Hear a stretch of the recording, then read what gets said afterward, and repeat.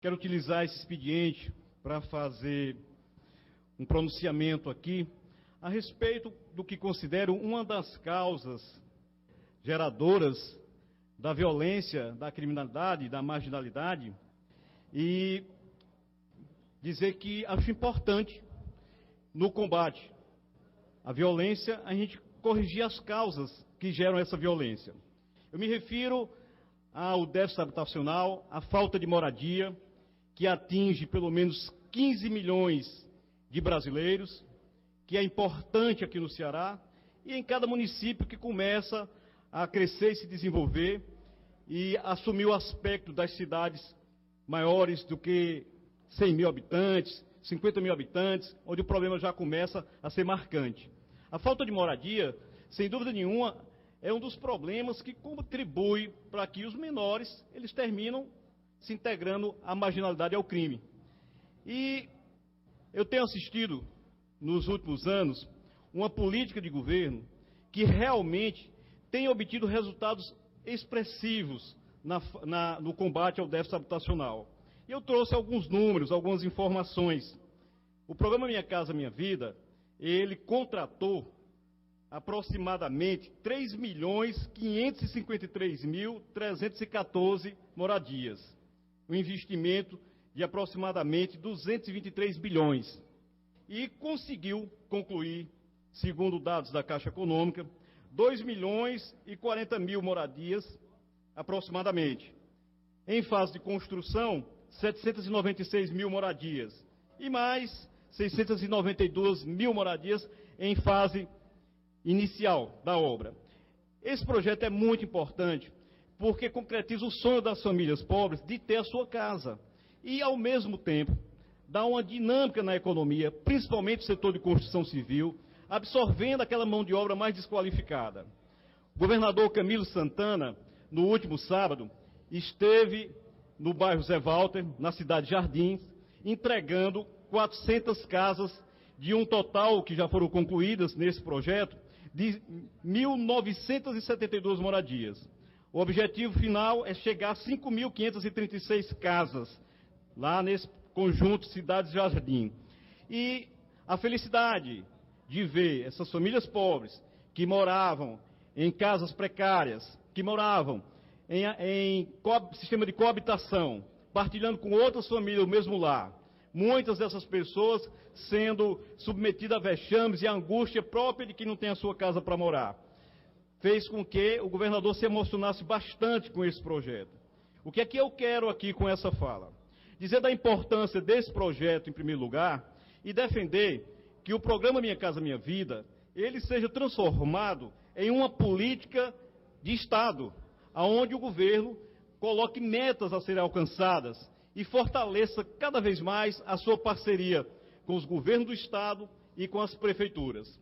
O papel das prefeituras na viabilização dos programas Minha Casa Minha Vida é de grande importância, porque se a prefeitura não toma iniciativa de ir atrás, de fazer uma articulação, o programa termina não se realizando. Vou dar um exemplo aqui do município de Juazeiro do Norte, onde eu fui prefeito, e tive a oportunidade de conseguir, durante o nosso mandato, a construção de 1.280 casas e a contratação de mais 713 que posteriormente foram concluídas. De lá para cá, o programa não conseguiu mais ser executado, porque não houve uma ação do município com o objetivo de ajudar a atrair os empresários do setor para a construção das moradias. Muito pelo contrário. Até onde eu sei, a intervenção do município no local foi exatamente para dificultar a concretização de novos projetos.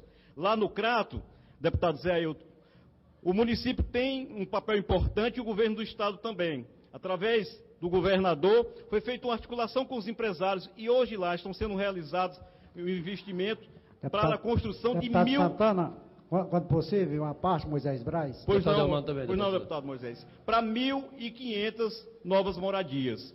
Então, é um investimento que lá no Crato gera emprego e dá oportunidade a famílias pobres que jamais iriam ter condição de construir as suas casas, também de ter realizado seu sonho de moradia. Concedo à parte, nobre deputado. Eu quero parabenizar Vossa Excelência por esse debate, e já que o debate dessa casa hoje, tanto pelo nosso colega Renato Roseno, como também o nosso companheiro Carlos Almano, ele trataram mais da questão da maioridade, e você traz para dentro desse debate uma questão que é social, não que os outros dois colegas também não tenham discutido essa questão social, o que eu acho muito importante. Às vezes a gente faz um debate, e a Vossa Excelência fez debate, que independente de discutir a questão da judicialização, discutir essa questão de se é ou não é carceragem, prisão ou não, eu acho que a gente tem que reconhecer que só muda a realidade do Brasil com políticas públicas. E os últimos governos fizeram muitas políticas públicas, trouxeram muito desenvolvimento, mas há uma sociedade ainda hoje que ela não se deram conta da importância que tem de botar os filhos na escola, a educação ter uma qualidade mais eficiente, ter mais segurança no meio rural, ter mais políticas públicas, e isso termina de uma certa forma, doutor Santana, contribuindo para que o índice de violência ainda continue alcançando, e que, se tratando, certo, da menoridade penal, a gente tem uma política de que esse jovem possa, de fato, ter mais oportunidade no teatro, no lazer e nas políticas de um modo geral. Portanto, eu parabenizo a Vossa Excelência por trazer esse debate, e trazer um debate, sobretudo, para a importância que tem a participação social, a política e a responsabilidade dos governantes do nosso país. Parabéns a Vossa Excelência pelo belíssimo pronunciamento. Agradeço, deputado Moisés. Dizer que eu tive a oportunidade, deputado, de conhecer lá em Juazeiro famílias que, organizadas, lutavam pela moradia, num programa chamado Movimento Morar Bem. E entrei na casa dessas pessoas e vi que a pobreza era extrema. Conheci pessoas que a cada 6 meses tinham que se mudar de uma casa para outra porque não podiam pagar o aluguel. As pessoas costumam dizer, lá na minha cidade, os movimentos que lutam por moradia, que o aluguel come na mesa deles, porque o salário é pequeno, embora tenha tido uma política nos últimos anos de ganho efetivo, de valorização do salário mínimo, o salário é insuficiente para garantir o pagamento de um aluguel caro e conciliar com as outras demandas que a família apresenta. E, ao conseguir essa casa, as coisas mudaram completamente. Através também do programa Minha Casa Melhor, o governo incentivou deputado as pessoas... Santana, quando puder, o deputado Zé Ailton. Pois não, Zé Ailton. A montar suas casas. E eu vi a transformação. Nesse momento que eu visitei as pessoas contempladas com Minha Casa Minha Vida, eu compreendi as mudanças de fato que ocorreram nos últimos anos no Brasil. Que vi pessoas que moravam sem ter praticamente nada, em casa alheia, ter agora sua casa totalmente mobiliada, e as pessoas felizes. E a estrutura associada a isso. A escola tem que vir próximo do programa Minha Casa Minha Vida, o posto de saúde para tratar as pessoas, a creche para que as mães que trabalham possam deixar seus filhos. Então é todo um processo que tem que ser contemplado para que as famílias realmente, além de ter sua casa própria, elas possam também morar bem. Zé Ailton, deputado Zé Ailton pode... Pois não, deputado Zé Ailton. Deputado Santana, quando possível, deputado Almano. Quero parabenizar Vossa Excelência pelo pronunciamento e confirmar, realmente no Crato está sendo construída mais de 1.000 casas. A primeira etapa das casas são em torno de 490 casas no no Barro Branco, estão já até o final do ano serão concluídas, e o investimento do governo do Estado com o governo federal, doutor Santana, em torno de 100 milhões de reais. Hoje é a maior obra realizada pelo governo do Estado no Crato, é Minha Casa Minha Vida, governo do Estado e governo federal. E a segunda obra é em Costa do Seminário, em torno de 33 milhões. São obras do governo do Estado. A preocupação do governo é interiorizar cada dia mais a administração e em buscar desenvolvimento para o interior do Estado. E quero mais uma vez parabenizar Vossa Excelência pelo pronunciamento.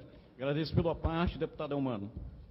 Deputado Santana, primeiro bom dia a Vossa Excelência, ao nosso presidente, aos deputados, à imprensa. Eu quero parabenizar Vossa Excelência porque toca em um tema fundamental. Os dados que Vossa Excelência apresentou, de mais de 2 milhões de casas já entregues, praticamente 1 milhão de casas contratadas, lembrar que deve ser lançado o PAC 3, e no PAC 3 deverá ser anunciado algo em torno de mais 3 milhões de unidades habitacionais. Portanto, nós vamos chegar ao final de 16 anos, quase a metade do déficit que Vossa Excelência apresentou, de 15 milhões, que é o déficit habitacional do nosso país. Mas eu quero destacar o enfoque que Vossa Excelência faz das causas da violência. E, evidentemente, o fato de nós termos cada vez mais cidades muito urbanas, ou municípios com muitas pessoas morando na cidade, isso gera e gerou no mundo todo consequências como a violência. E termos casas, unidades habitacionais planejadas, é muito importante que elas sejam planejadas no bairro. Ou seja, até alguns arquitetos dizem, tão importante quando chamar Minha Casa Minha Vida é chamar Meu Bairro Minha Vida, que é a ideia de que a gente possa pensar a construção dessas casas com os serviços públicos consequentes, posto de saúde, creche, área de lazer. Mas o que eu quero é parabenizar Vossa Excelência por destacar um tema tão importante para o povo pobre, que é o povo que precisa de casa para morar e viver com dignidade. Parabéns pelo seu tema. Agradeço, deputado Elmano, e dizer ainda, deputado, da importância que a gente tenha um Estado que seja forte, um Estado que seja o Estado da equidade, que procure agir em benefício das pessoas mais desamparadas e desprotegidas, que são exatamente aqueles que não têm a condição de fazer a sua casa, que não têm a condição de ter o plano de saúde e que não têm a condição de pagar uma escola particular. Os serviços públicos, eles devem ser fortalecidos. Esse é o papel do Estado.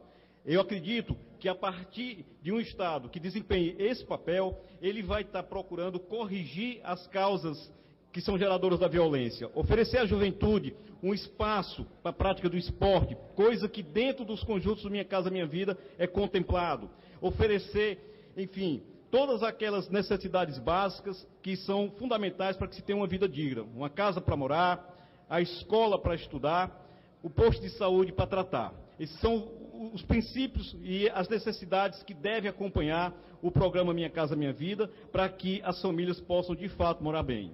E, por fim, uma vez feito o conjunto, é necessário também que os governos façam uma política de fiscalização para ter a certeza de que as pessoas que foram efetivamente contempladas são as pessoas que precisam daquela casa.